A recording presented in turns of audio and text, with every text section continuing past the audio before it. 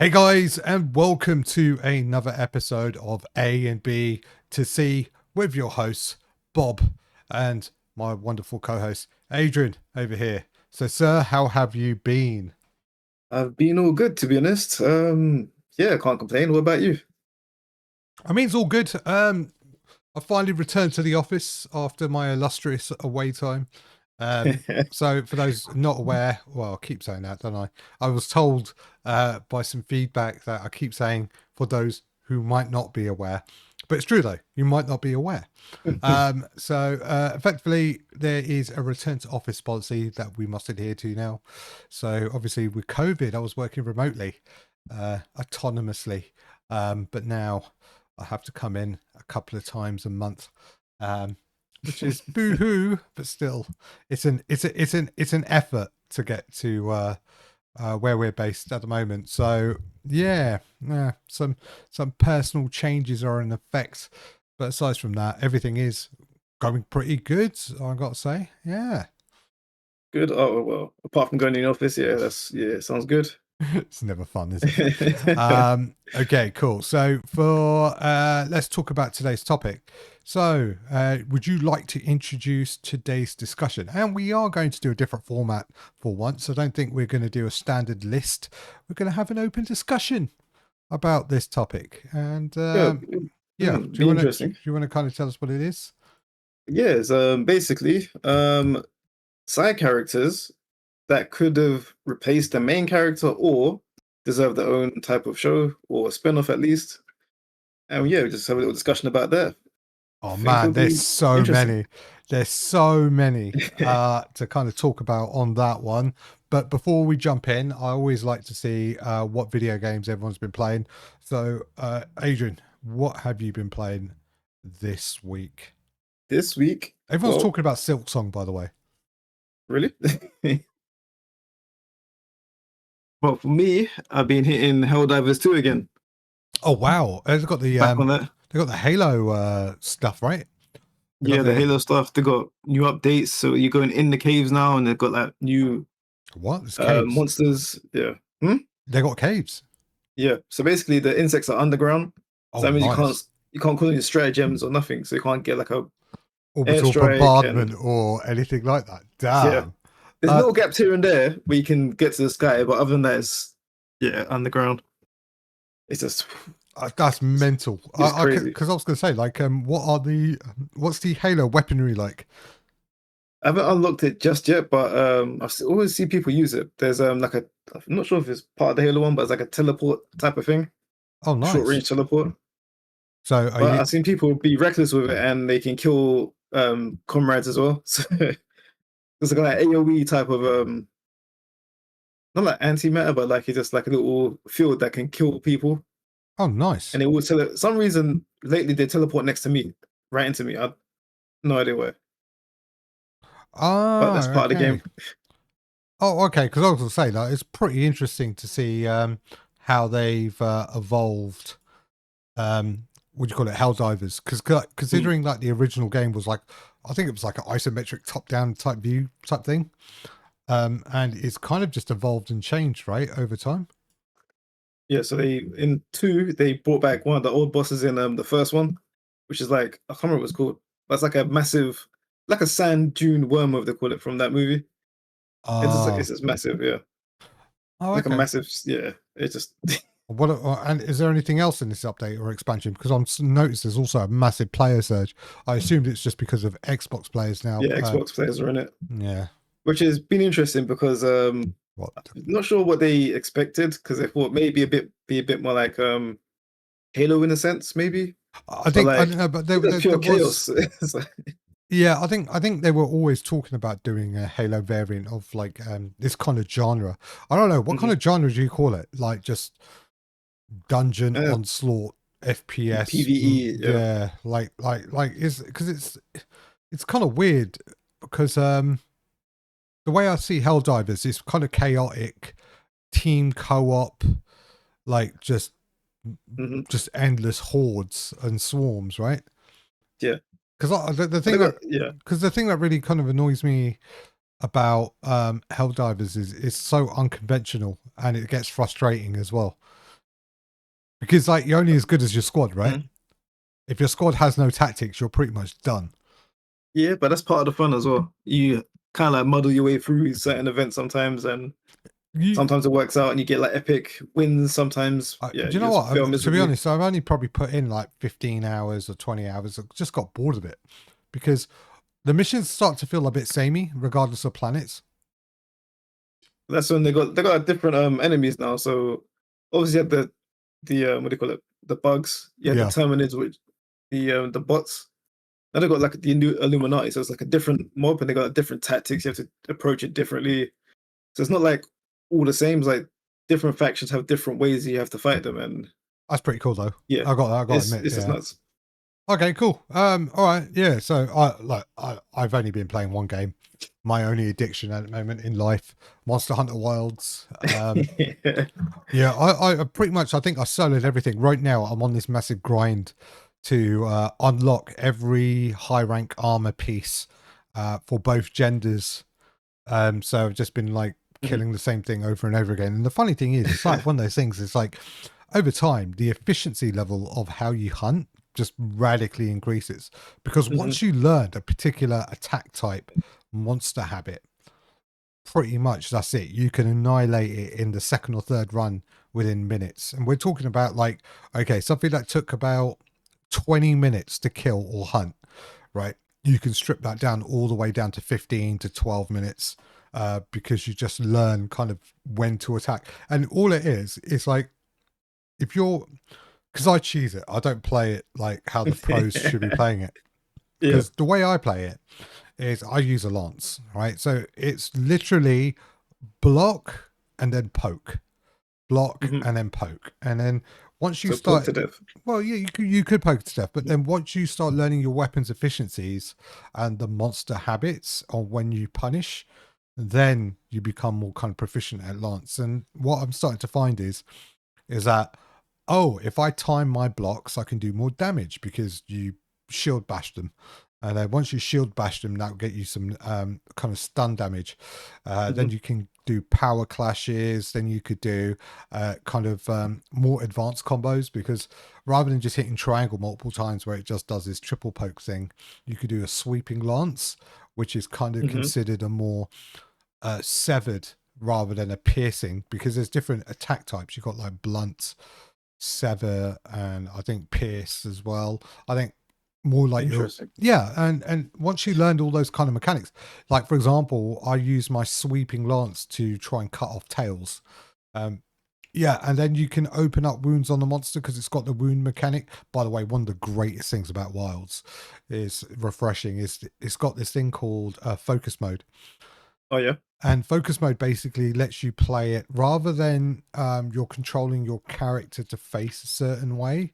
Focus mode is like playing it in third person with third person FPS type kind of control system because you've got a reticle and that reticle dictates where you face. And that's never been done before Okay. in Monster Hunter because before you have to be very careful about position, especially with Mhm. Lance. And that's what makes Lance particularly easy with focus mode.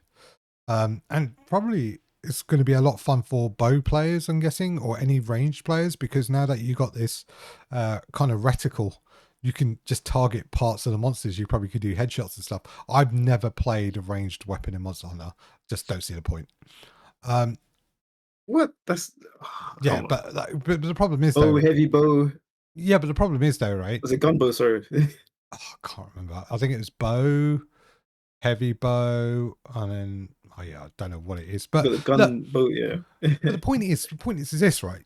It's the fact is like when you start playing kind of more rangy kind of characters, you've got no defense against it. Like these monsters rage. When they rage, they literally just charge at you. It doesn't matter. It can jump halfway across the map.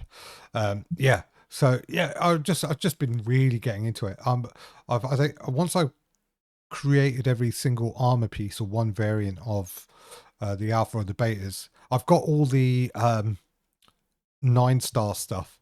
I've missed out on the events because I've only recently got back into it. There's some Mhm. really cool event armor. Um, just some amazing stuff that I've got. I've got the Dogshima mask. What else? Yeah. So then after that, I'm going to go for every single rarity 8 weapon lance. and take it from there. If anyone's asking, yeah, I'm not going to switch weapons. I'm too comfortable with it. I tried to go back to greatsword again, and Mhm. I'm really good at there's a kind of charge tackle with greatsword. It's all about getting into this kind of ultimate double slash type move, which is the third tier of the combo.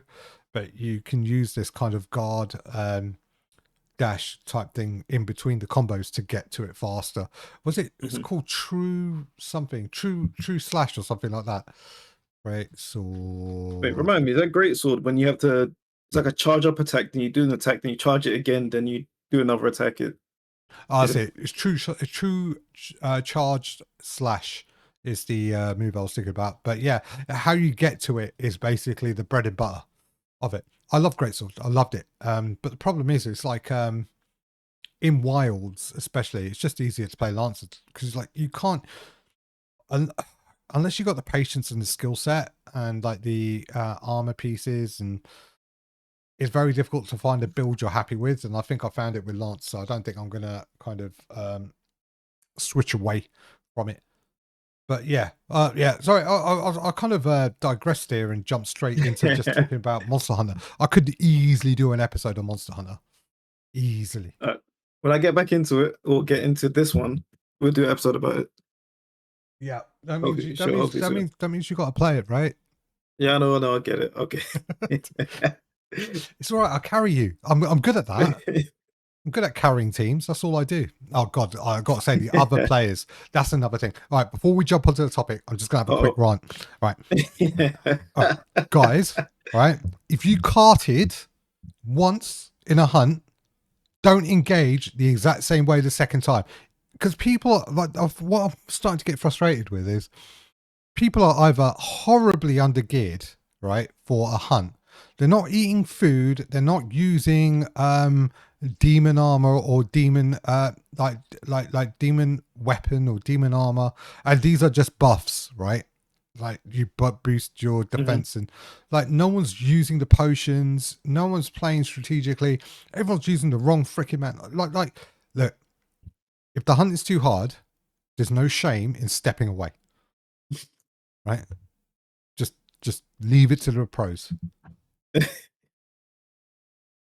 Right, because I'm so sick of it. Like we were, because what I realised, right, the only reason I Go on. do 9-star hunts, right, with groups, it's just for the time efficiency.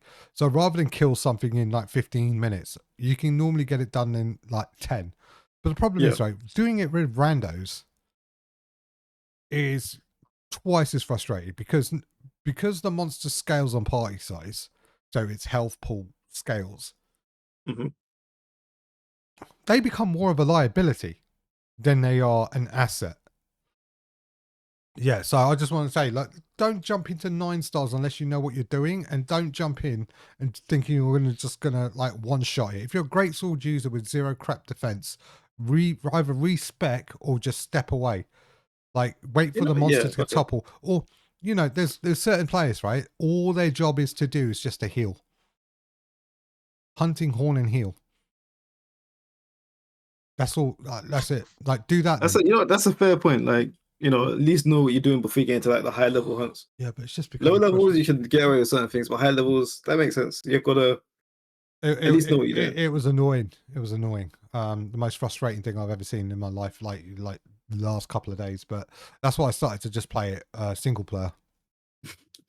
Just not worth it. Oh. But anyway, I am looking for a hunting partner. So if you do play Monster Hunter Wilds, put it in the comments. Add me to PSN. Let's do this. Yeah. All right. Now run over. Let's jump straight in to the matter at hand. All right, we're talking about side characters that can be the main one. You know, so how should we structure this? Should we go into kind of like just examples of it, and then maybe go into why they're good examples of it? Could do. Yeah, or how do Should you want? How should we should we start it? start with the obvious one? Okay, go on then. Let's start with Vegeta. Is that obvious one? Would you Oh, say? god damn, yeah. No, I was gonna. I actually had him on my kind of notes when I was kind of thinking about the structure of like how side characters are kind of portrayed Mhm. and created, because what you tend to find is with side characters, especially like Vegeta, right? They've got really rich history, and they tend to be more kind of, I say, well rounded or well written. Yeah, I'd say that, but it's got also got like a deeper background for getting stronger. Like Goku's Mm. main unit for the love of the game, on the side he just saves the world, but he likes to fight. Yeah, But but Vegeta had the that whole Saiyan thing, the Frieza saga, and the whole, what I mean, blew up his planet, killed his dad. It's like he's got the the whole weird thing was, right? deep story behind him. I always thought like Vegeta deserved his own kind of his own shine or his moments to become main character, because I Yeah. felt like in Dragon Ball Z, because if you look at the entire Dragon Ball series as overall, right, it was Hmm. kind of started off as a blank slate with obviously Dragon Ball, and Goku was just like kind of like, like the whole Superman story. Child Yeah. crashes to Earth, raised by human parents, learns human values, becomes the shining beacon of light for said society, right? Hmm. I found like with Dragon Ball, um, because Goku started off on a blank slate, they had to kind of enrich the other characters with more detailed backstories. And a lot of the earlier characters were established in Dragon Ball. So Yeah. obviously Piccolo, right, at that point in Dragon Ball was kind of seen as a demon king, Yeah. obviously with Kami.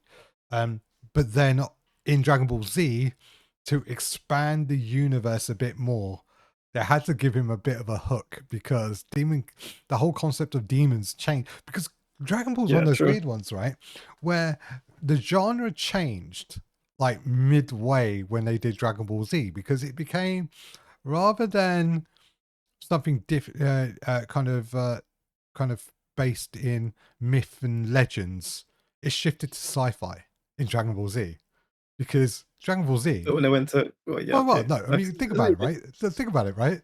All of a sudden, Goku's an alien. Goku's an Wait, alien was it because all of a sudden, or was there a story in Dragon Ball about it? I can't remember Dragon Ball that well. I think in Dragon Ball, I can't remember. That was ages ago. But yeah, but I see what you mean. Like all of a sudden he's like an alien, then it's like explain his physiology, why he's obviously stronger than most, or he can adapt quicker than most.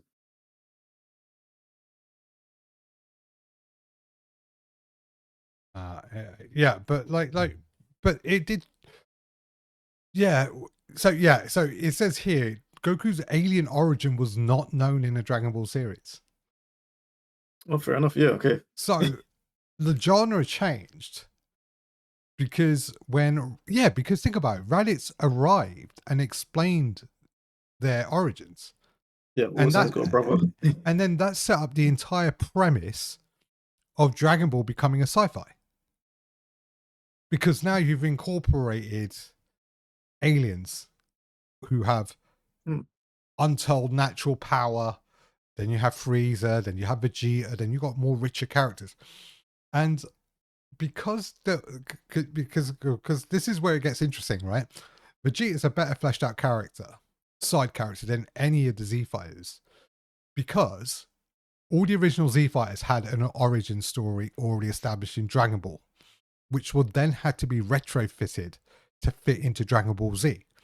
And Hmm. that's where the whole Namekian saga came from, right? Because now Piccolo's all of a sudden, rather than saying that he's uh, The a demon, wasn't it? demon or whatever, he's now an alien, right? It comes from a planet. So they had to kind of rewrite his backstory, where Vegeta came out fully established, right? So Hmm. you've already established, okay, Goku has a brother. He's from a planet of conquerors. His brother's here to find out what's gone on with Goku. Goku's got amnesia, forgotten who he was, raised by humans, learned human values, etc., etc. But then you got the principal Saiyans kind of rocking in, right? Then you start learning about the kind of history of the Saiyan planet Vegeta. By the Yeah. way, still find it weird that they name everything after Vegeta. Like, it's King Vegeta, his son's name is Vegeta, the planet is called Vegeta.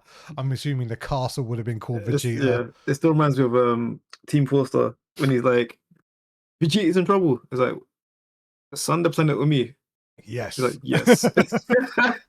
Freaking smartest. I love Team Four Star, by the way. Yeah. They're so underrated, and it's kind of sad that it had to end. I'm hoping they still had to they could carry it on. But anyways, right, just getting back to the point there, right? He hands down, they had to write a story. They get to think about his entire story, start to finish, and he doesn't have to go through any kind of retrofitting, if you know what I mean.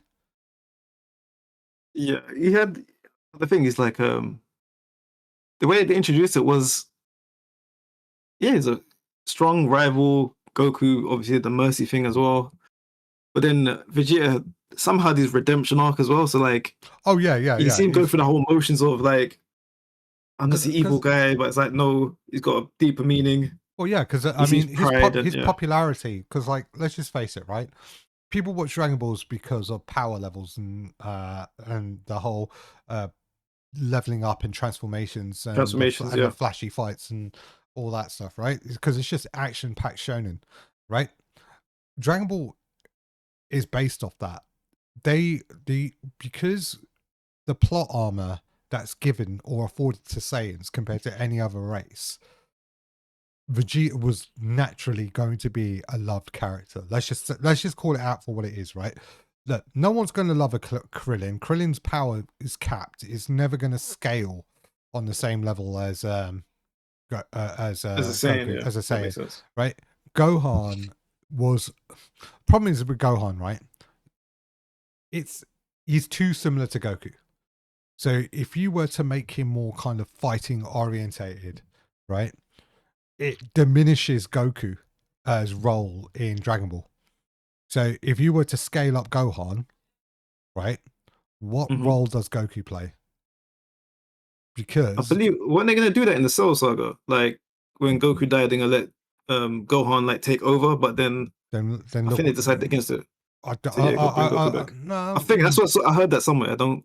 Yeah, but the problem is, didn't he also have this chance to step up in Buu after the Cell Saga and the Buu Saga, and then he got messed up, didn't he? He got decimated. But then obviously you had Goten and Gotenks and all these other guys, right? And obviously they're still young and they're still green, and that's my point, right? You couldn't bring up Gohan without hurting Goku.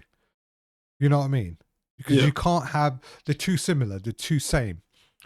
However, you know, you then have Vegeta, vigilante kind of hero, our fallen hero, dark hero, anti-hero, whatever you want to call it. Yeah, I was gonna say that. Yeah.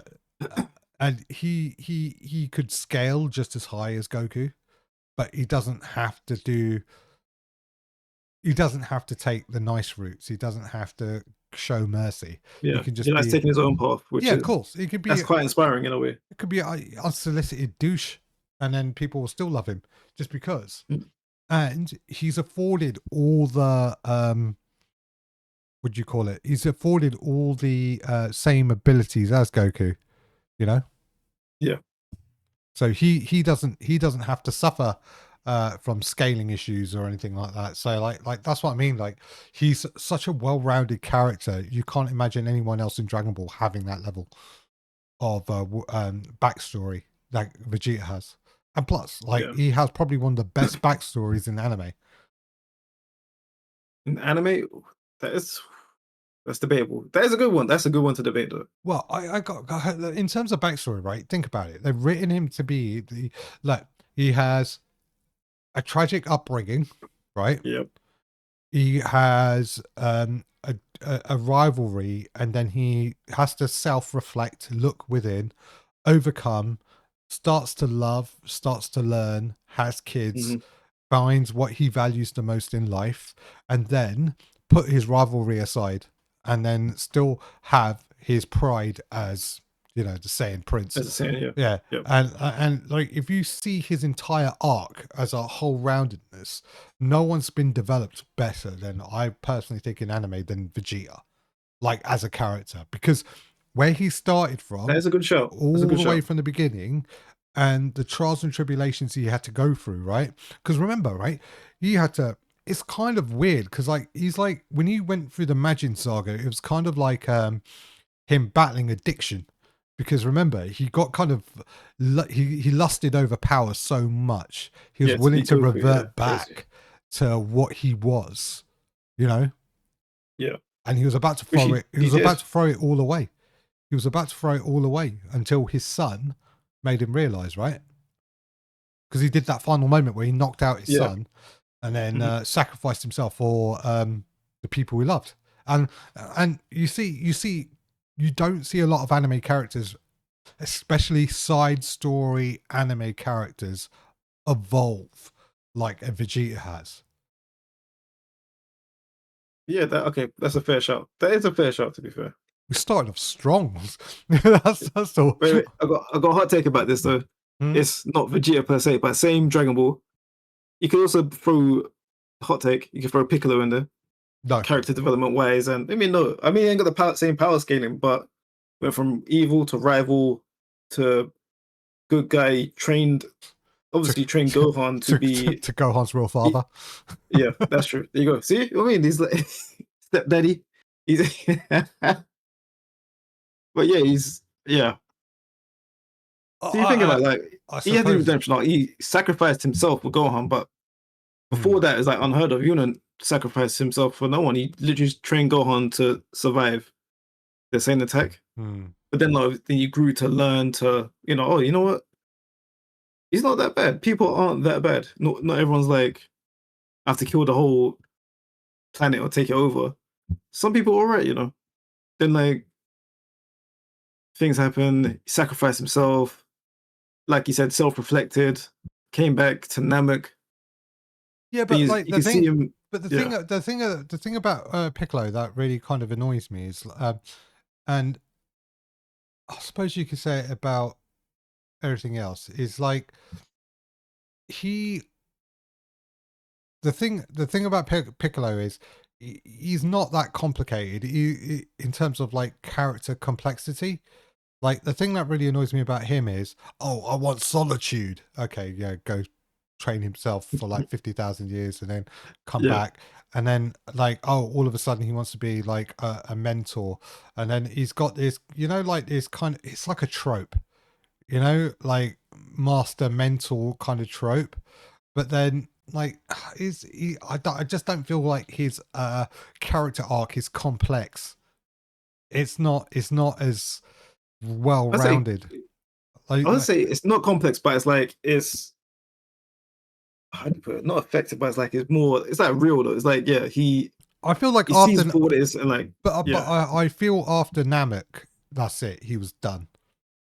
There wasn't really much. he kind of peaked. Yeah, they kind of like dropped him off, and Yeah, that's what I mean. They didn't that's a new do thing. anything with his development after, did they?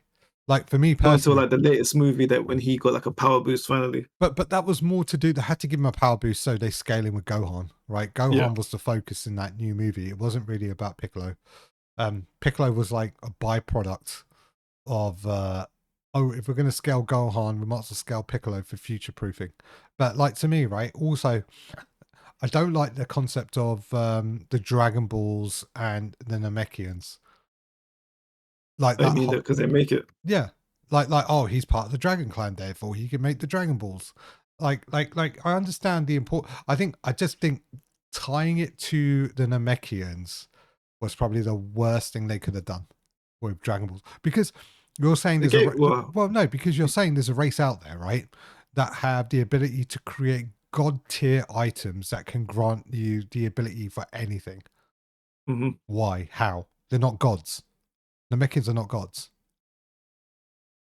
So how are they That's able? Yeah, how are yeah. they able? I get it. I get it. Yeah, I just think with Namekians they were badly written, and Piccolo, and it's not, and I think because how they wrote Piccolo's story to kind of go into this sci-fi setting to say he's from a race of Namekians was a good start, but how they wrote it was just awful. Like, what was that latest series of Dragon Ball when they went back to the Demon World? I remember what was Daima, it called? Daima, yeah.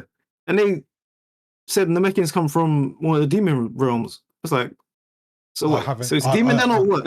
I don't, I just remember that now. It's like, so it's a demon or I'm not gonna bother with Daima. Like Daima to me is like I don't know. Daima to me is a bit weird because is Daima considered canon now? Oh, who said it? I think they're considering all Dragon Ball Z or all Dragon Ball stuff canon or something like that. What, even Daima then? Yeah.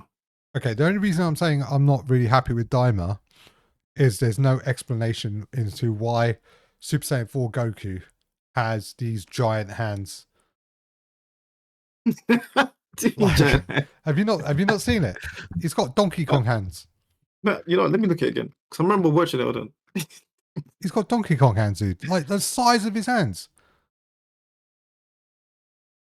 Hey, you know what? Oh, fair enough. Did you see it? Yeah. He's a little kid doing a man. Okay, fair enough. I didn't even think of it like that. It was like when they were showing it, it was like, why?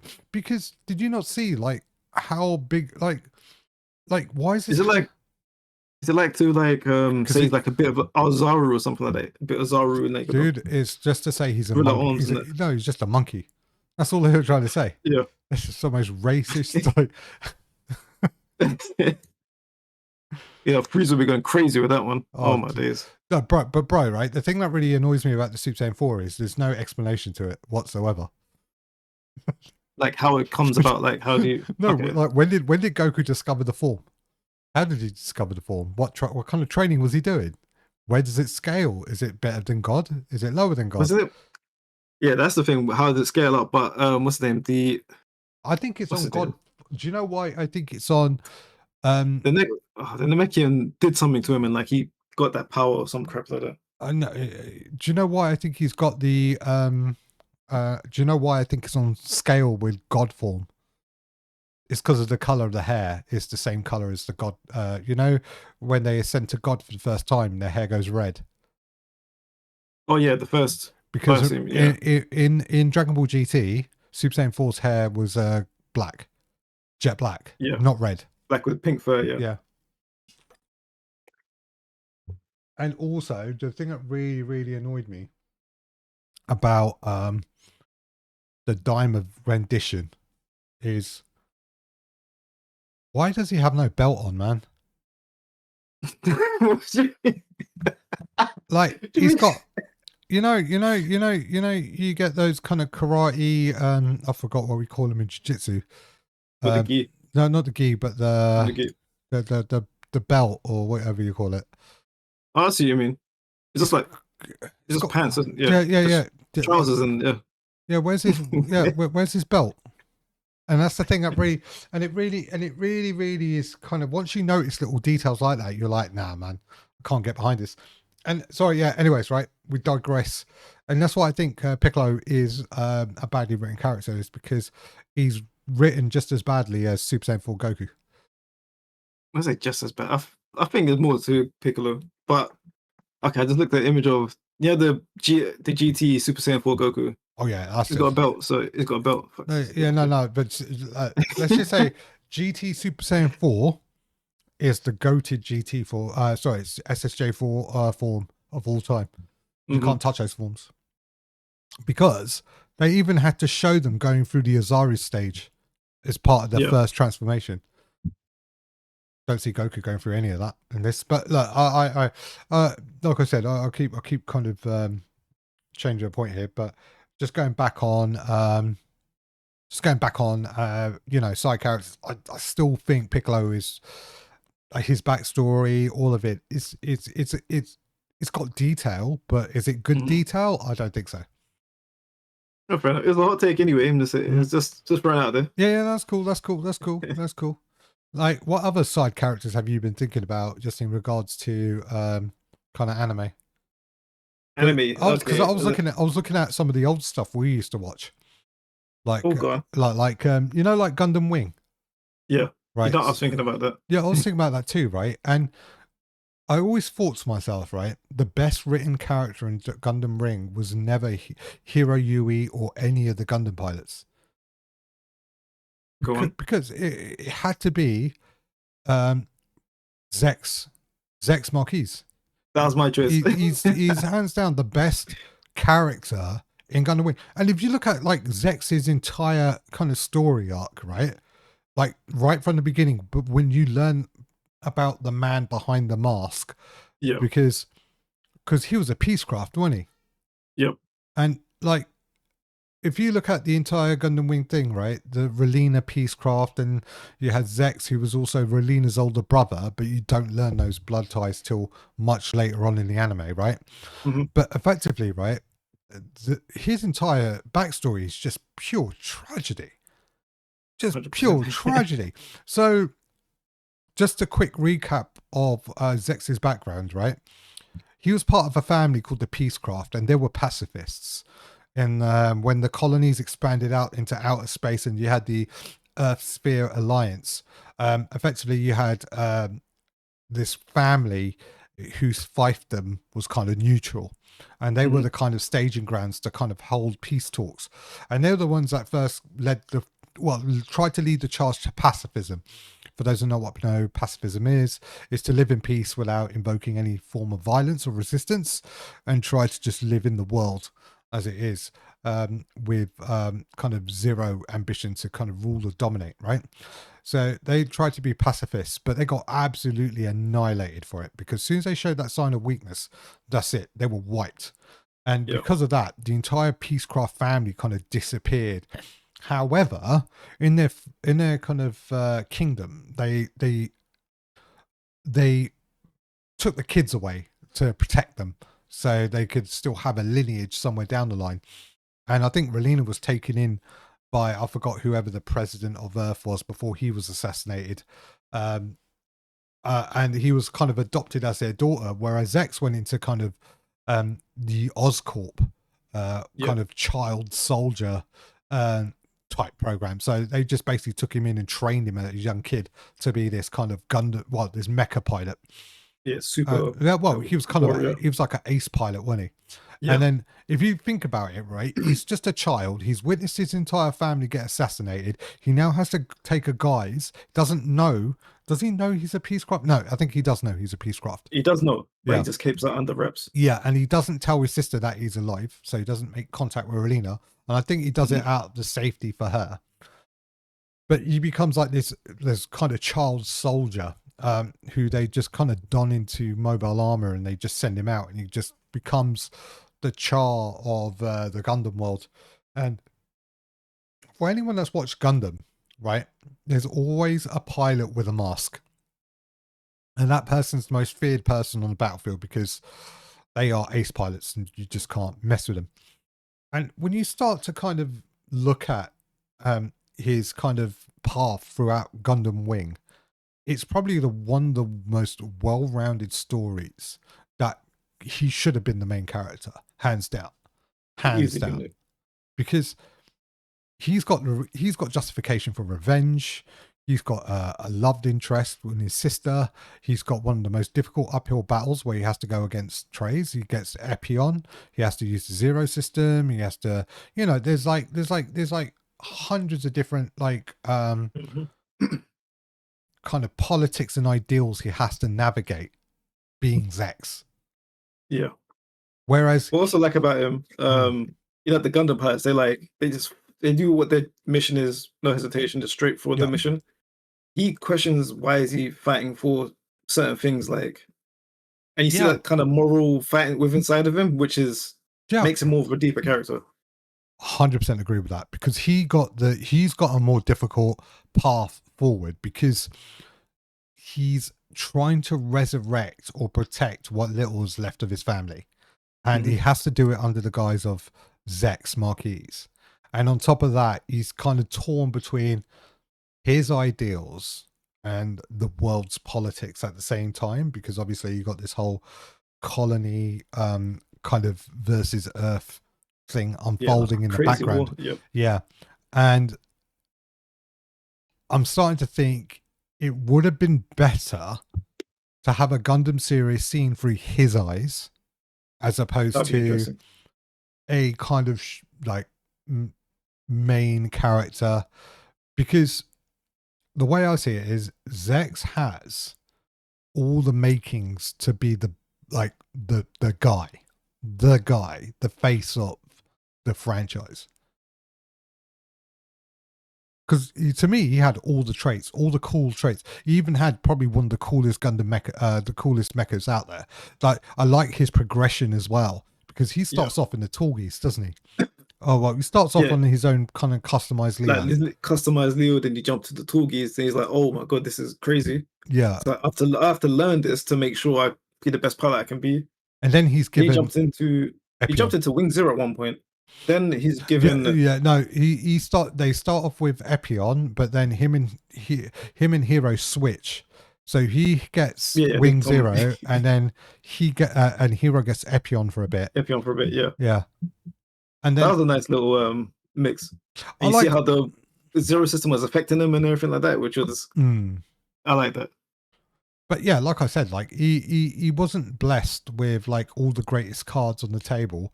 You get to No. see him struggle and move upwards, and you get to see. Like I just think if you saw it through his eyes, it would have been a better story. Because the thing I don't like about Gundam Wing, and there's only a few things I don't like aside from that, it's probably one of the best anime series out there.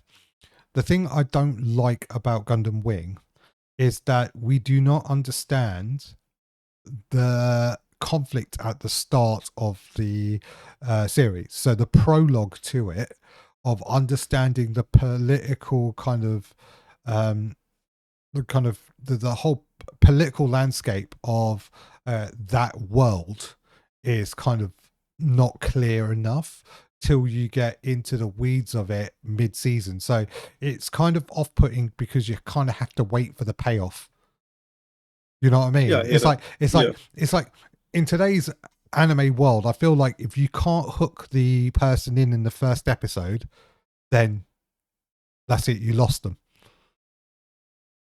yeah. But luckily, it had action in the first episode, so it's like it kind of gives you something to like pull you in, like to let me see what this is about. Let's see where it goes on. But you see the pilots, and you see Zex in the first episode.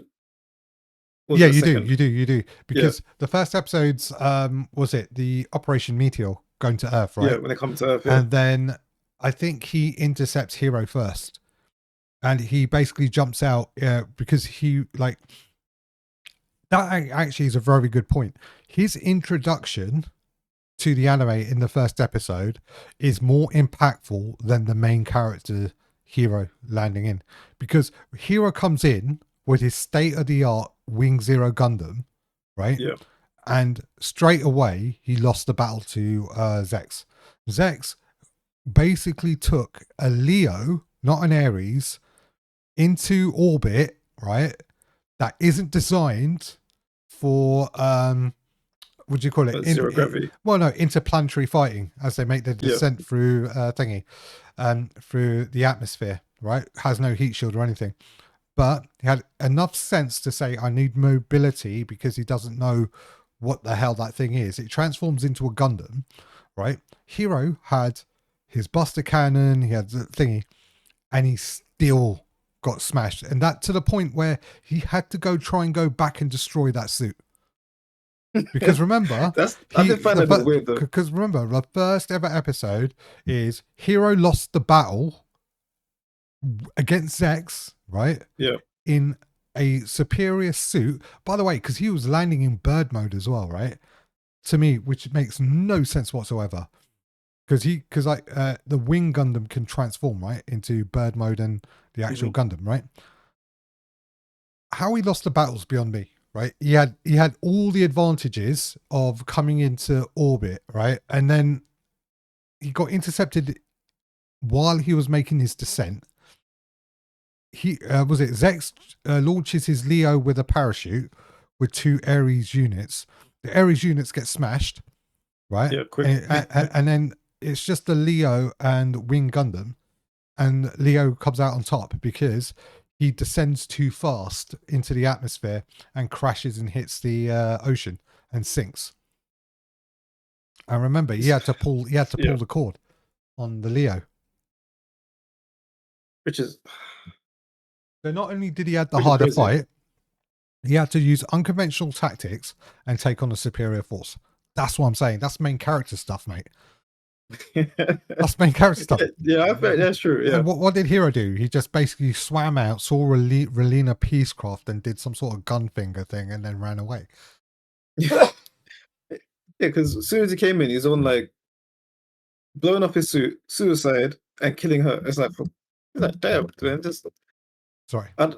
if you didn't really pay attention that much, like it's a bit confusing. It's like, what's going on? Why is he even bothering coming all the way to Earth to blow up his own suit? It's like, Yeah, it's crazy because but then you find out why. But it's like, yeah, but because they can't let that suit fall into enemy hands, right? That's what it came down to. Because the thing that really kind of, I think everyone kind of locked onto with Gundam with the Gundams was they're made out of Gundanium. Like super alloy. It's an alloy that's not available to Earth. Mm-hmm. And then they miraculously found the was it the Torgies? Just saying. What was it? They're sitting on Earth somewhere, right? No. It's in a museum. The most advanced suit they have is in a museum. Yeah. Then they call like a whole hunk of junk or something like that at some point, and they're like, Zex was like, no, restore it. Zex said, restore it, and we'll go from there. But I understand why. It was okay. So the Torgies was the blueprint for the Leos, right? For the first mobile suits, but it was like the production costs of producing a Torgies was astronomical. It was like, okay, it's like the difference between buying a second-hand car and a Bugatti, right? That's that like that's the scale. It's like saying, okay, so if we wanted to build an army of these, we can't. So we have to kind of downgrade the production quality of it. So you dumb it down to its most basic form, and that's what you get is the Leo. However, what they didn't realize was, well, one quality unit can take out like 50 of these suits. Exactly. Should have done that. Yeah, but the problem is they build like maybe 5 of them and have the rest of Leos. That's what I mean. I mean, they weren't. But there was no opposing force that could resist the Leos anyway. So why do you need to build out these super suits? Anyways, very interesting supposition, but and also very very interesting characters. X. I still think he's one of the best side characters in anime. I mean, even in was it Endless Waltz? When he's got the Torgi 3. I hate the Torgi 3. I absolutely despise that suit. It's the most ugliest. It's like the worst parts of every suit put together, and it's a mockery. It's a mockery of the Torgis. Because it's like Torgis 2, Torgis 1, and it's a bit of Epion. No, it's not. It's not a Torgis. It's taken the lower half of the Torgis, but it's then saying, well, the Torgis wasn't good enough, therefore I'm going to give it a super cannon. What was it? The cannon smasher, which is just a buster rifle, and I'm going to give it Epion's heat whip. Right, and then and everything else is superfluous because it doesn't have the refinements of what the Torgis was. Torgis was a precision and speed machine, right? It wasn't designed to basically fire out this massive cannon and smash through like 50,000 enemies and then use a heat whip to kind of like thingy. It was supposed to be a refined kind of speed and precision. It's like saying, all right, I'm going to replace a fencer with a greatsword user. Because the way I see Torgis was like a kind of like a fencer kind of fighter. It was precision, speed, get in, get out. Not and it had a cannon, but it was just a normal kind of Dober cannon. It wasn't like a massive rifle, it wasn't. It was never supposed to be that.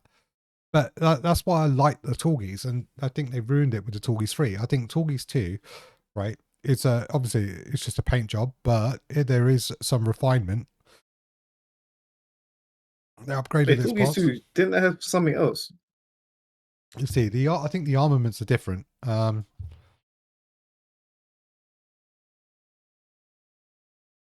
Let's see.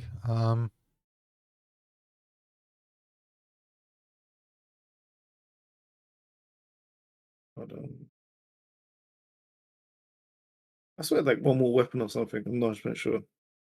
I watched it for ages. I think it just had better mobility and better parts. It wasn't really Oh, that's about. the same weaponry. Oh no, man.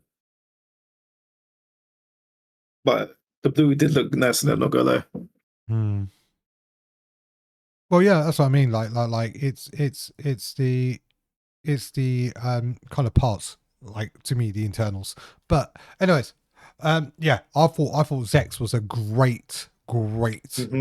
character that we should have saw Gundam Wing through its eyes. Yeah, that'd have been Also, cool. while we're talking about Gundam, did you ever Go on. watch Gundam Iron-Blooded Orphans? I've been meaning to watch it, but it's on my list. I haven't watched it yet. Okay, it's a must watch, right? It's probably one of the most tragic Gundams I've ever seen, because just watch it. And don't get just watch it and don't get attached to anyone. That's all I got to say.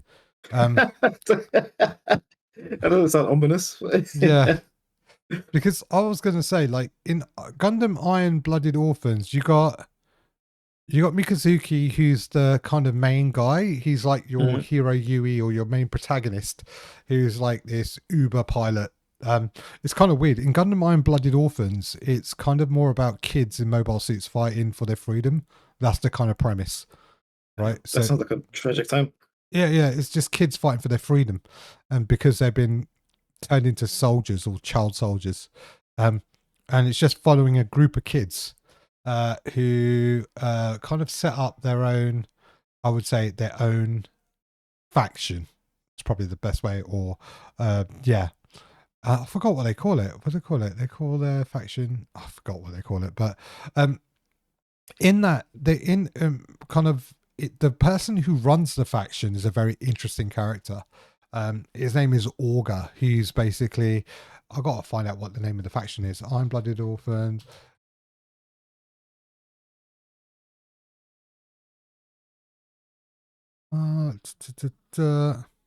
Tekadan, that's it. Yeah. So yeah, Tekadan. So he basically runs that, and he's a kid himself. And what it is that he has to go through the more. I feel like he has to go through the more difficult path, because from the concept of they've just got their freedom, right? Hmm. Bunch of kids, right, with no experience in the real world, just got their freedom.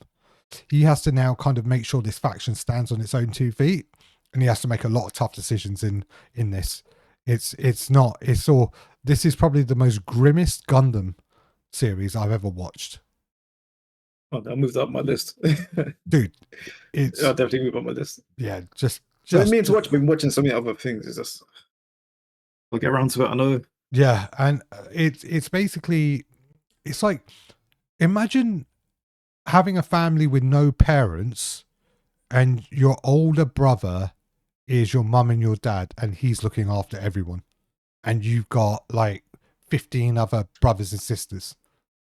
It's to look after. Yeah, and it's all on his shoulder. And that's the thing I love about Iron-Blooded Orphans, is with Orga, you could see him do everything for the family, like Hmm. even make the tough decisions. And and look, there's nothing special about Orga. Orga's no part, like, he doesn't have a mech. He doesn't have a mobile suit. You know what I mean?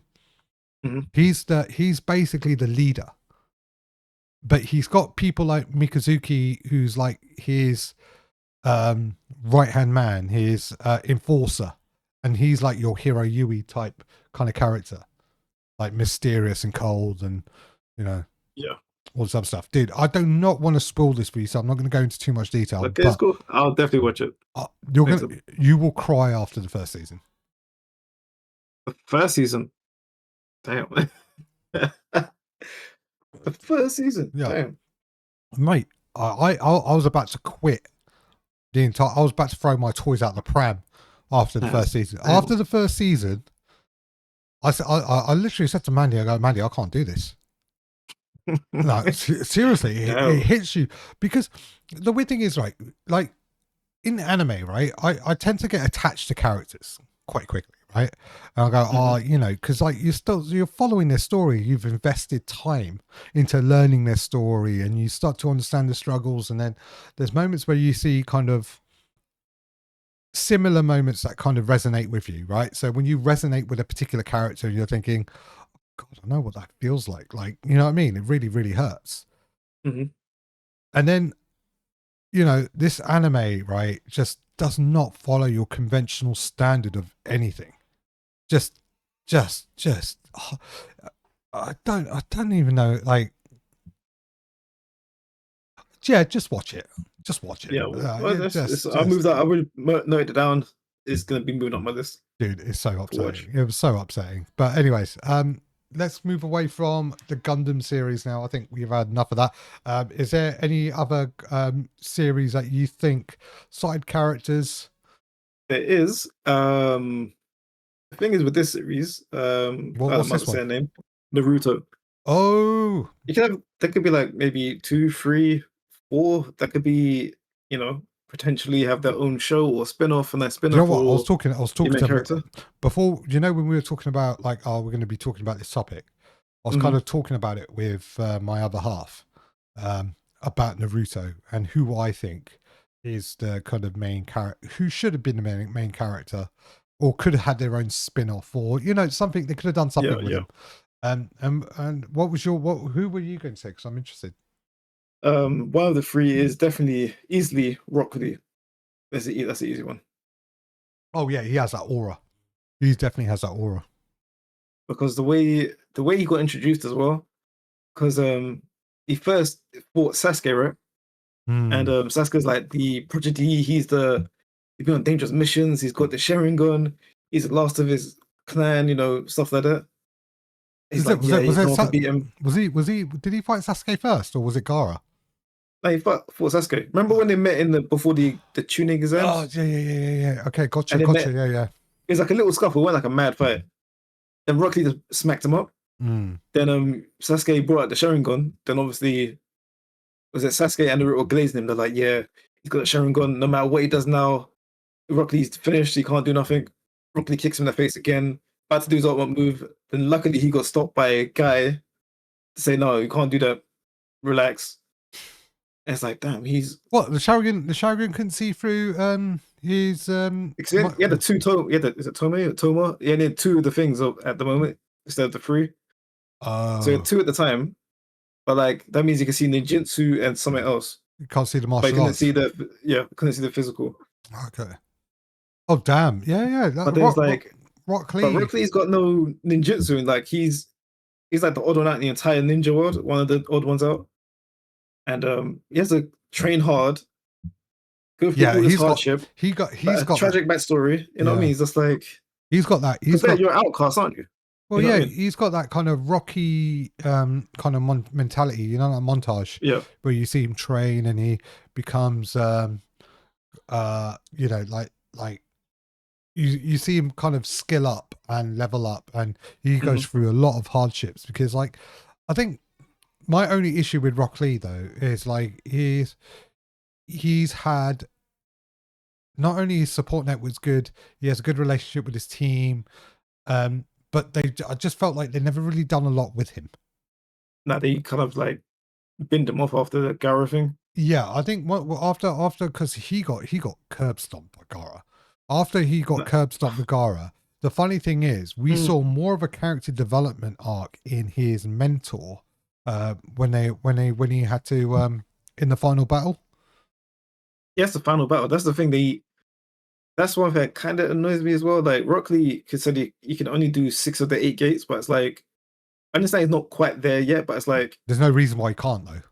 Yeah, it's like he must have done training to like get to at least 7, or he could help more, or you know what I mean? You could show some of his clips like when he's fighting back in the day or something. Because Guy Sensei, right, kind of completely overshadows him in the final battle. Guy Sensei like just completely makes you think because the nice annoying thing is they should have tried to steer Rock Lee away from Guy Sensei, right? Because I think the better character development for Rock Lee would have been, okay, he's like Guy Sensei because he idolizes him, and then just one moment. Go on. Sorry, just in case you pick up some background noise. But yeah, so Rock Lee idolizes Guy Sensei to the point of stylistically dresses like him, mannerisms like him. But then they should have had that divergence path where he still learns with Guy Sensei, but he becomes his own character because he's too similar to Guy. And that's like be his own type of that man type of thing. Yeah, and this is the problem. This is the same Gohan Goku problem that we talked about earlier, right? One diminishes the other because there's no separation in the two. This one's I say it's a bit different because there's so many different elements of Naruto that not everyone, but most people can shine in their own way. But like, but they wrote do much of it. Yeah, but remember, Rock Lee is too similar to Guy. There's no other character set up like them two in anime. Because Rock Lee is just a mini Guy Sensei. Yeah, he's like a carbon copy in a way. Yeah, but in a way, but even in attitude, even in training, even in combat style, all of it is exactly the same. It's just a duplicate. They haven't differentiated him enough to actually make him stand on his own 2 feet. Because otherwise, he would have had. I hear it that way. Because he would have had a more kind of, let's just say, a higher spot on the final battle list. Because in my eyes, he did nothing in the final battle. Well, Rock Lee didn't do anything. Yeah, like he did some things, but it's not like. No, but like not like they could have got away with it if he wasn't there. But Guy Sensei completely overshadowed him. Let's just say hypothetically, right? They did Guy Sensei, and then if they showed you Rock Lee doing something, right, and it was lesser than, it's just basically Gate 6, right? You wouldn't care. You go, I've already seen 7, 8, so why do I give a damn about 6? Like, I've already seen him. I've already seen. It's like saying, okay, I've already seen the upper echelons of his power limit, so I don't care about what the student does. You know what I mean? He's not like he's unlocked a new level of Sharingan. Yeah, okay, I hear you saying. It's like it's still the same, but because everyone brought something different to the table in Naruto. Everyone brought something different to the table. Even the side characters. Rock Lee was the only one where we knew what he was bringing before he did it, because we could. The thing is with Rock Lee, since he's tied jutsu only, they could have showed more of that because you don't really see a lot of that in Naruto. You see more like. I'm just going to end it here. Ninjutsu. Even Choji's a better character than Rock Lee. Choji, dude. The dude loses like £1 million and becomes the most dominant force on the board. When he takes that, was it that certain pill, wasn't it, or something? Yeah. That's the thing. Like Rock Lee ain't got none of that. He's just hard work and hands. That's it. He's just gonna throw hands and that's it. He ain't got no ninjutsu. He ain't got no special abilities. That's the difference with him. They could have done a lot more of that for me. What are you talking about? Like actually, yeah, you're right. Yeah. See what I mean? Like, okay, let's go the Gaara fight, right? Yeah. Everyone's like, must be thinking he ain't got the ninjutsu. He can't. I don't. He starts kicking his out. You know what I mean? He starts beating him up with just hands. No, but that's cool. That's cool that he's able to just do it with hands. But the problem is, though, they didn't differentiate him enough from Guy Sensei to make him his own character. My point is this, right? I understand that. I understand with the attitude and stuff. Because we just got to remind ourselves what the question is, right? Side character is good enough to be the main character, right? If that's your case, bringing it forward, then I'm going to say Guy Sensei should have been the main character because he's a more better off rounded version of Rock Lee. Yeah, but it's about the kids, isn't it? Yeah, but I'm just saying because around that age, the kid Naruto and all Sasuke and them. Well, my when I was talking about it with Mandy, I was thinking, well, do you know who's probably the best character to do a main story with? It's Kakashi. Okay, Kakashi. That's my second one of the 3, hands down. But the the only reason why I'm saying that is Kakashi, is because the backstory to his team, how he got the Sharingan, all of it, it's just so hard hitting. That was mad. It was just so hard hitting. We're talking about organ transplants. We're talking about lost friends. We're talking about like just uphill battles, brutality, the ability to copy people's abilities, putting your body through it, becoming a mentor, becoming a kind of like a father figure to these kids, and then putting it all on the line. And he's done it all for the sake of the village. He's never put himself, he's never put his own personal greed ahead of anyone else.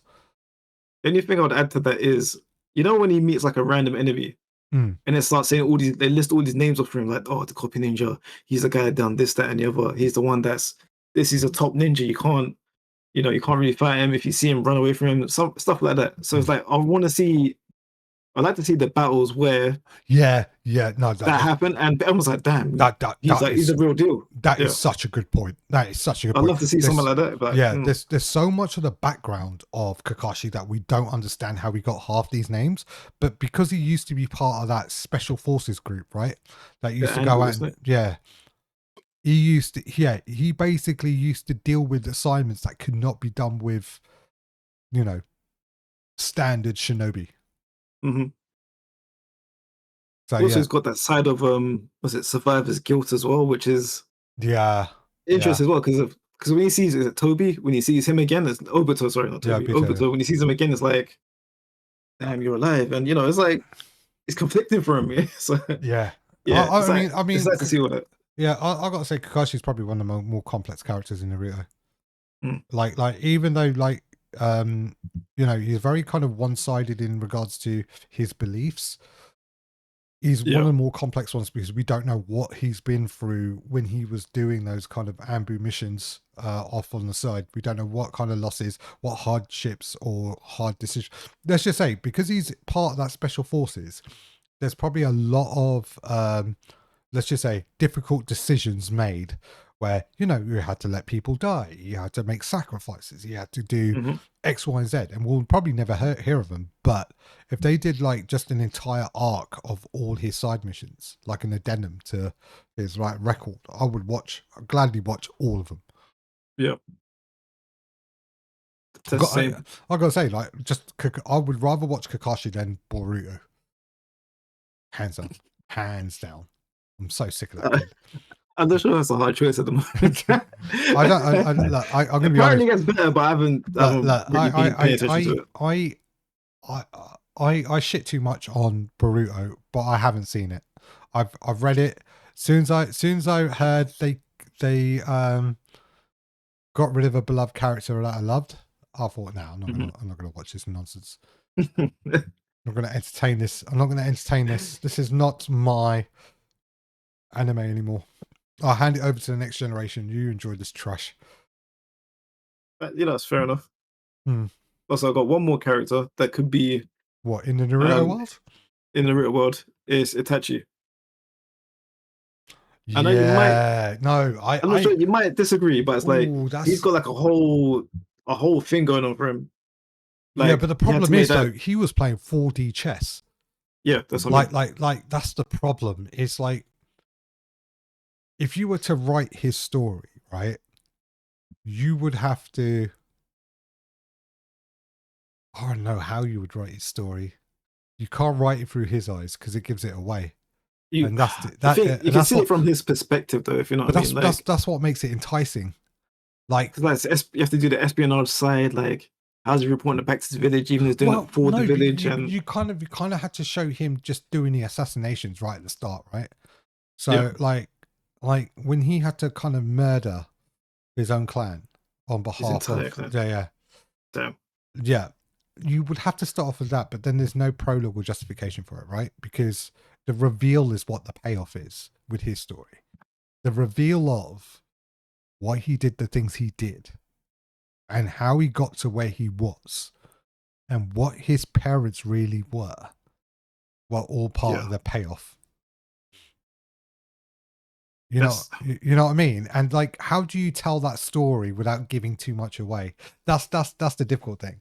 I Like, get yeah, okay. because you could just give it away right from the start, but then what's the point watching it?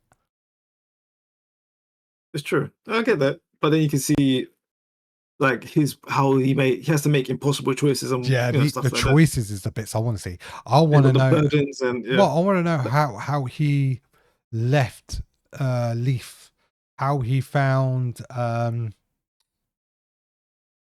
did he get recruited for what they call that Aku Oh my gosh, you made me forget. Oh my gosh. What are they called? God. Akatsuki. Yeah, that's it. How was he recruited for that? You know, how did he develop the secrets for the Sharingan? Like, because remember, he knew about the next levels and the documentation Mhm. behind it. Like there's so many questions around Itachi that you could have done. And then his love for his own brother, which Yeah. was Like never kind why did he keep him alive and well, why did he go keep through an the eye on him over the years and yeah, stuff like that. why did he go through the gears of doing all this? Like the Yeah. justification, like he's such a good character to do, but very difficult to pull off though. Difficult, but I think it's could be done. It could be rewarding. Oh So yeah, I think so. I think you could do it like in a weird kind of flashbacky kind of way. So yeah. like, you know, you don't just do it as like a linear story. You could do it like Memento. Like, have you ever watched the movie Memento? I'm not sure. So the main character doesn't know. The main character has memory loss, doesn't remember who he is or what he's done, and he has to work off backwards through clues Oh, he this. tattoos to Oh, his yeah, body. And yeah. the way it's shot is not linear. It's all done through you live through the current iteration of him remembering, and then you jump back into the past when when One Piece triggers a memory, and then it explains how he got that said tattoo about X, Y, and Z. So Mhm. it's kind of like if you ever watched? So there's a really good diagram of Memento's timeline. Let me just put it in Let me see. chat. Memento timeline movie.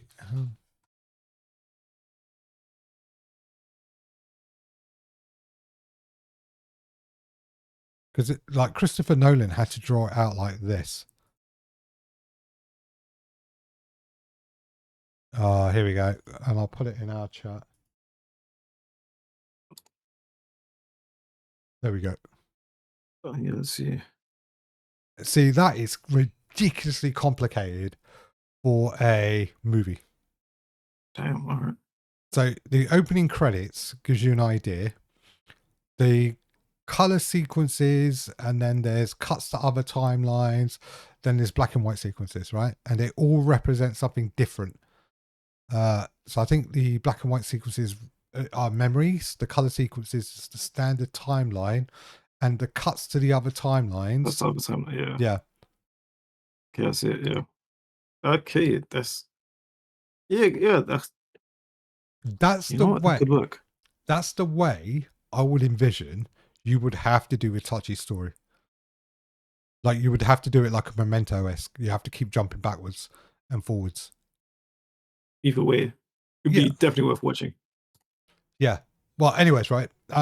That was yeah. So that's my take on it. Like, I think Itachi is a great pick. Like I would definitely do Itachi. Is there anyone in Naruto that you think deserves their own? Because the good thing about Naruto is like a lot of the clans are really well fleshed out to the point of where Mhm. they are kind of.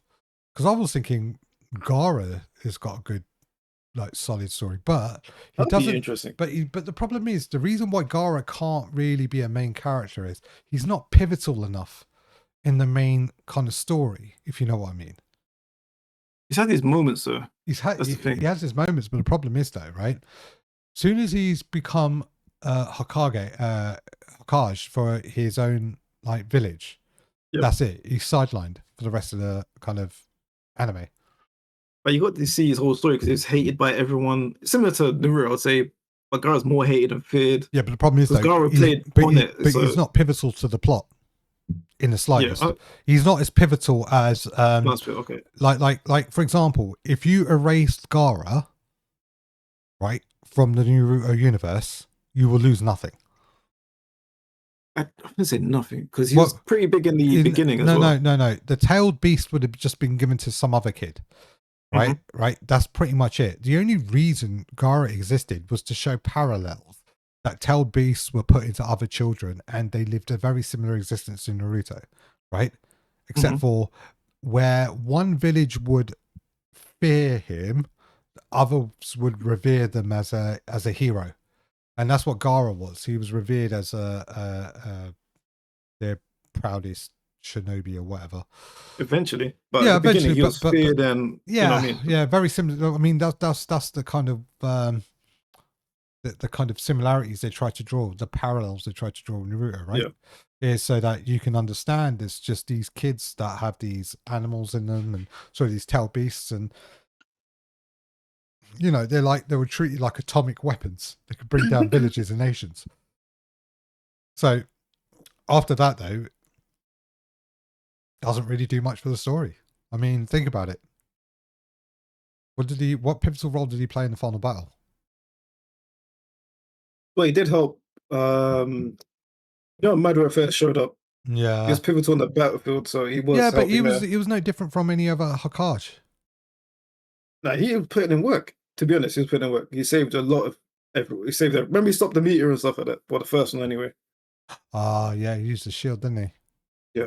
So Uh, he's done things like he's yeah, needed. Don't get me wrong. do you see him as a strong character like Kakashi?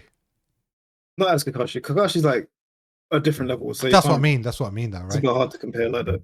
Hmm. But he's got his own redemption arc. He's got his own because he went through his own thing as well, and yeah, so he could do a little something, but yeah, Kakashi would be more, Hmm. you know, Uh, just a bit w- more interesting to watch. I got an interesting side character, and I don't think a Go lot of on, people would put a lot of emphasis on it as a main character. go on. But like, remember Death Note? Hmm. You had Light, and then you had was it M?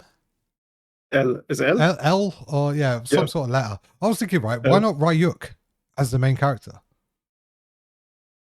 I'm interested. Go on. No, because think about it, right? So like the entire premise is, Light gets a notebook, right?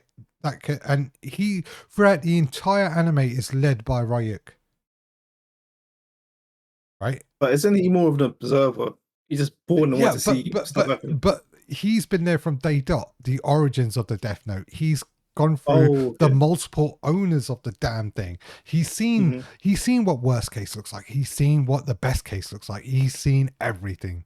He observes, but he doesn't care. He has no attachment to the owner of the book. You know what I mean? He's got no Yeah, allegiance. He's got you could. Yeah, literally, and you could do like short stories or something like that. Like different times he's giving it to someone else, no, and but I'm thinking Death Note should have been written from the view of Ryuk. It should never have been really from Light. Because then I was thinking, right, wouldn't it be better to see um, the kind of duality of man, like how they use the book, the Mhm. greed, the kind of the morality of how they question it, how they shape the world with that level of power. It's like in Star Trek, right? I always wondered, right? Wouldn't it be cool to do an entire Star Trek series from Q's perspective? I'll be interested to see what he sees and what he does because like his Because motivations behind what he does. yeah, and That'd be definitely a watch. I was thinking, well, wouldn't it be cool to do Death Note from Ryuk? I see what you're getting at. Because Ryuk itself, right? We don't know much about him, but we know for the fact that he is the he's a Shinigami, right? We also Hmm. know, right? There are other Shinigamis, Yeah. right? We know there's a whole lore behind Shinigamis in Death Note, but like with in the but the good thing about this is also the I wouldn't say would you call it advice? Did he give Light advice? It was kind of like He's more pointers. of a he's more of a trickster, I would say. Yeah, it was kind He's of just like like enjoying like whatever BS he's doing. He's like, you don't really. because you can see from their perspective, like the death, the Shinigami perspective. Or like to see how they view humans, how humans operate, their politics, That's it. stuff like that. Yeah, I'd and be interested to see from that point of view. that's what I mean, though. But also, He like, wasn't really advising them. He advised like how things work when you use it, but it's like, yeah, it was more about the rules than it was actually yeah, telling him. But he did warn him. There was plenty yeah, he of did. warnings of saying like, oh, this, that, and the other. And he did do intel because he was able to kind of freely kind of go wherever he Yeah, wanted. So he was an interesting character. And I think also from Ryuk's perspective, it would have been good to understand what's his thoughts on humans were. Like, what's his thoughts on yeah. I'd like to humanity? see that. Are they destined to just like go to hell? I also would be interested. How did he become a Shinigami? You saw at the end of Death Note how they become Shinigami. Like they have to use a Death Note. You can't go to heaven or hell. You're basically one of them. Yeah. I want to see what did he do I want to for know. that to happen? I want to know what he originally looked like. Yeah. So you got all that. Yeah, you can do all that stuff. Yeah. Hmm. Yeah, I was going to say because I like to do it from like omnipotent beings perspective because they're the side characters. It's like saying, well, wouldn't it be cool to do Dragon Ball from Beerus's perspective? But his backstory isn't that good. Beerus's. You just sleep half the time. Well, yeah, that's the issue. Goes But about talking, destroys a few. Yeah. So it's like but talking about like kind of omnipotent characters as well. I was like also thinking about, well, what about things like Seven Deadly Sins, Escanor? I knew it was gonna come. I knew it was gonna come to that. I've got to say though, Escanor's story is a bit of a strong one, isn't it? Because like if you think about it, right, both. Oh God, yeah, Escanor's got like a tragic double life. It's a weird one, isn't it? Yeah, because he kind of and how he kind of sacrifices himself towards the end as well. It's sad. It's kind of annoyed they did kill him off, if you know what I They mean. had to. But yeah, They had it's to. too strong. And Wait, it's like you can't keep a piece like that on the battlefield. Otherwise, it's not a battle worth playing. It's like yeah, playing a game on easy. You had to get rid of him. Yeah. Oh, sorry. I was also thinking, what other kind of side characters? I'm just touching on them quickly because I don't find them like any of them kind of interesting enough to have a conversation around. You know what I mean? what about Hunter x Hunter Killua? I don't watch enough Hunter x Hunter to understand that. Ah, Nah. I was. damn. What about? Because I know what we were watching. Is there anything from One Punch Man? Do you reckon? One Punch Man. You know what? I think all the characters, well, not all, most of the characters are like side characters anyway, and they all got their own things, which makes it more interesting. But because Satoru's not like, It's he's not not the main. most interesting, but he's entertaining. So I think, let's see who from there. Like, you could also have what's the cyborg's name? Oh, They have like Genos. yeah, Genos. You could have him as a main. No, but he's not He's interesting enough either. He's like what's his name? Speed of Sonic. Is that the ninja that they saw? Oh yeah, the one Yeah, he's a that bit you of a could nutter, mess but it. Yeah. yeah, you could have had him as like a What bit of about a main Moomin thing. Rider? Moomin Rider, the guy on the bike, the cyclist. Just yeah, I'd like to know how he was able to get to where he is, What Moomin despite Rider? having literally having no, no. No, do you Does know he have like what? some sort of ability? You know what I mean? Yeah, you can ride a bike. I like I think I read about, but he went against remember he went against the Sea King. I mean, he's got Yeah, courage. Don't get me wrong, but but I think he was the lowest tier hero anyway, so it doesn't matter. I think anyone could be a hero, but you just apply for the license, and like obviously, oh, yeah, true. if you get graded, and like he was on the lowest grade.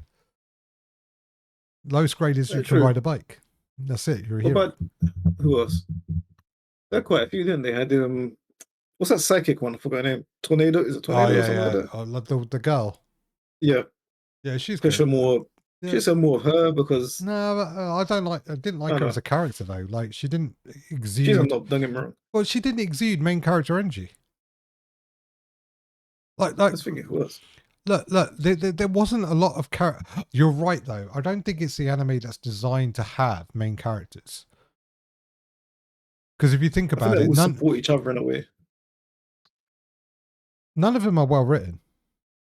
There's not enough of a backstory to any of them. But they all like synergize together and make it like a wonderful like world type of thing. Talking about heroes, then, My Hero Academia.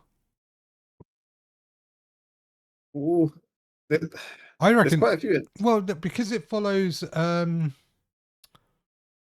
Oh, what's his name? Because it follows Deku. Deku. Why? I was going to say we don't know enough about All Might.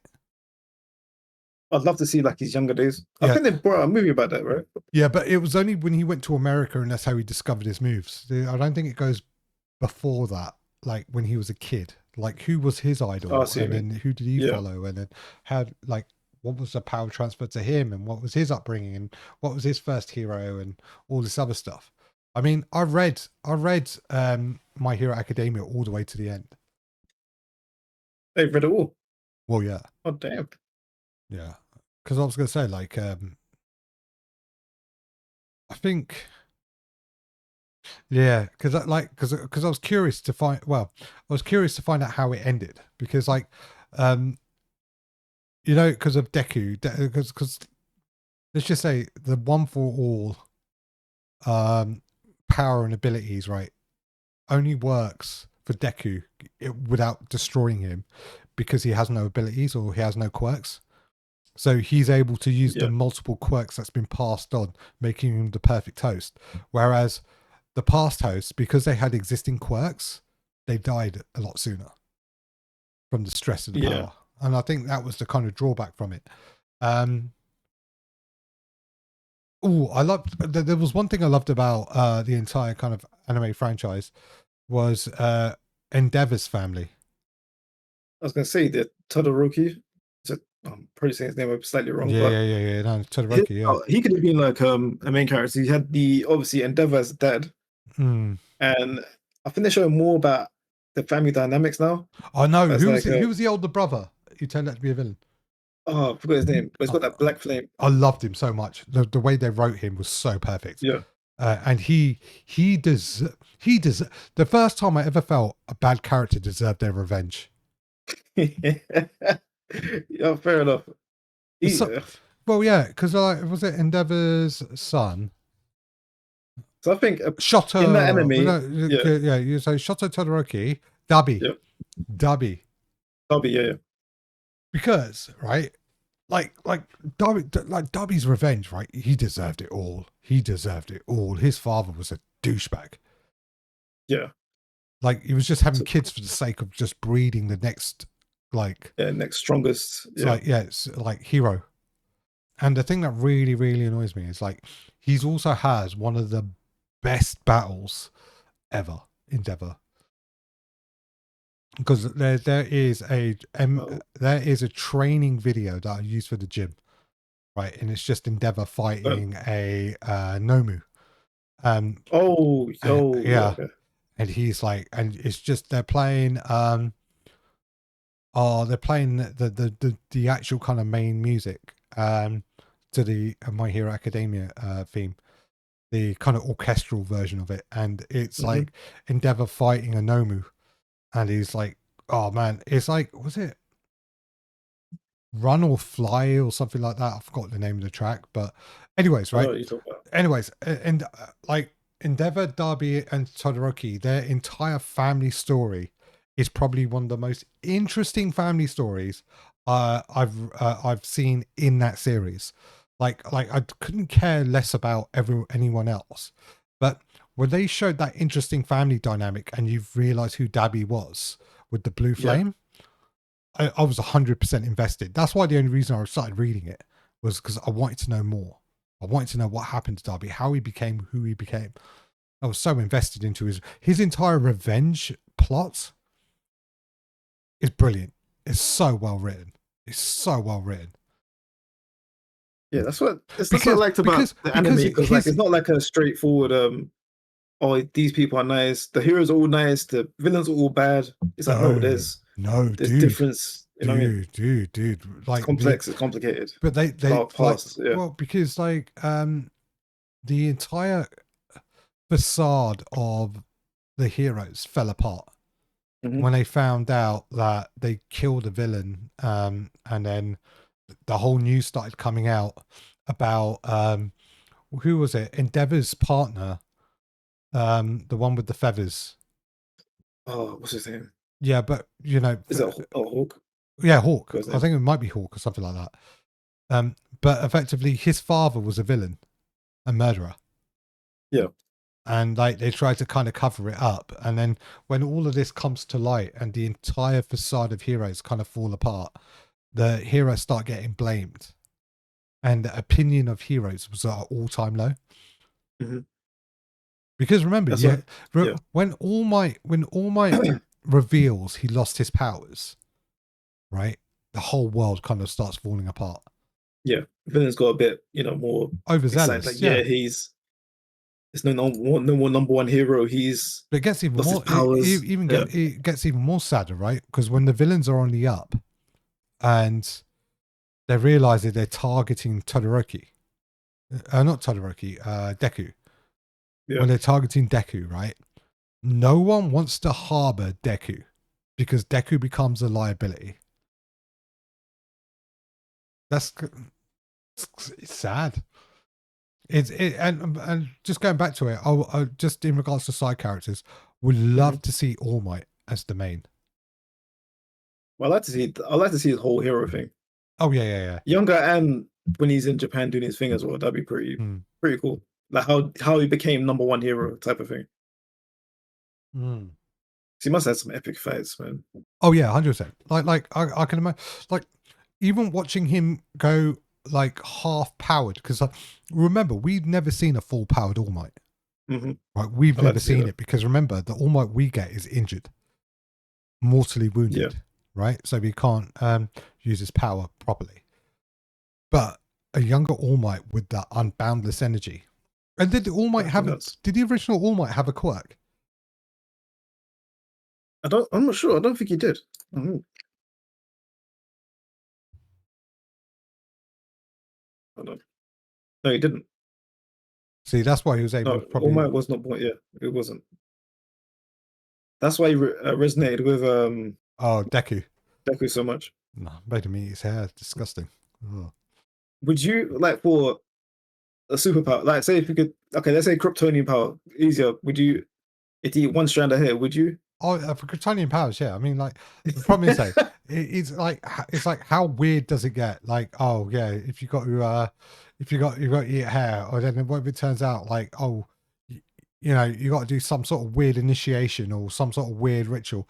Oh, Oh, that'd be weird. you have to have your arms decapitated and sewn back on or something again, something Oh, weird like that. Oh, oh. no, keep those powers, bro. So one strand of hair. Okay, You'd be like, yeah, would you, whatever. if you had to lose a toe to get Kryptonian powers, would you do it?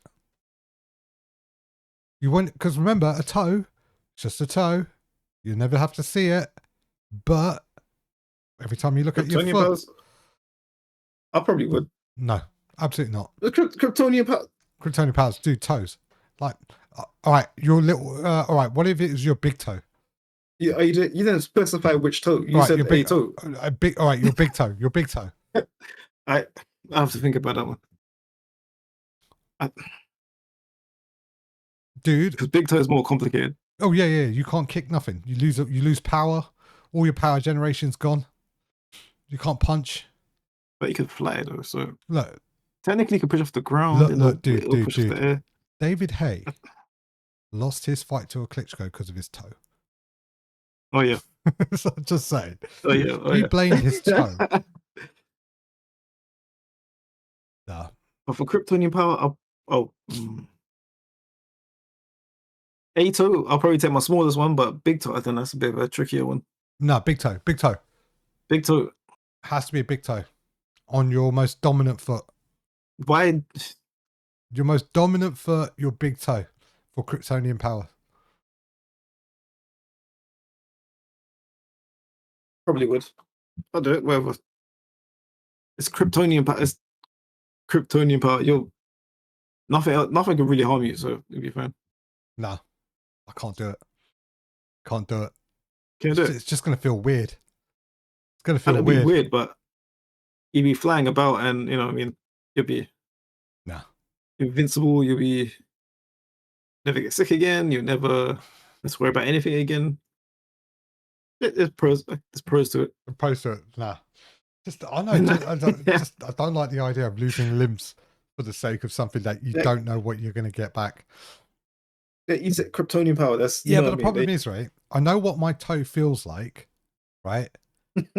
So therefore, I know what that is. I don't know what Kryptonian power does, right? I know you're saying it gives me super strength, but I don't know what it feels like. Therefore, why would you risk certainty for an uncertain thing? You know what I Okay. mean? It's like saying, "All right, Adrian, give me, let's just say, £10,000, right? You got £10,000 in the bank. You know you got Mhm. that. You worked hard. You saved that, right? 10 grand, right? But for that 10 grand, I can give you uncertainty, but it's the payoff is great. I can give you £1,000,000 in like a year's time. That sounds like a scam. That's what I mean. That's why the Kryptonian power sounds like a scam, bro. No, but it's okay. But knowing It's my luck, guaranteed. well, okay, knowing my Go on. luck, right? Mhm. I get my toe removed. I get Kryptonian powers. Next week, they found a large deposit of kryptonite everywhere. It's just so publicly available. It's like people are wearing it as pendants. People got key rings. Oh my goodness. They got everything, right? Just kryptonite's just everywhere. All right. And knowing my luck, right, is the worst trade-off. Not only now I've lost a toe, I've become depowered, weaker than a human. That's true. You just laying there, just like Just pumping up blood and poisoning. Or what if, like, knowing my luck, what if the sun turns red and I'm back to normal? Oh Can you man. imagine that? It's like every human doesn't matter because all the other humans are fine, right? Yellow sun, red sun, yeah, fine. But all of a sudden, the sun turns red. That's it. Your powers are out the window. Technically, if the sun turned red, we're all dead anyway, so it don't really matter. Oh, whatever, dude. Like, you know what I mean, though. Like, what if No, you I'm get, just like, what would you mean? Would you, why would it?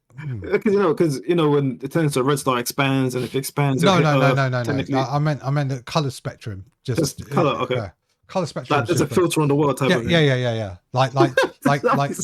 Yeah, just straight. Yeah, and then all of a sudden, you've Oh given up my your gosh. big toe for nothing. Okay, that'd be correct. All right, so on that bombshell, let's just wrap it up there because I think we talked about this topic and I think we do well. But yeah, Yo, Kryptonian power. Oh crap, it's red everywhere.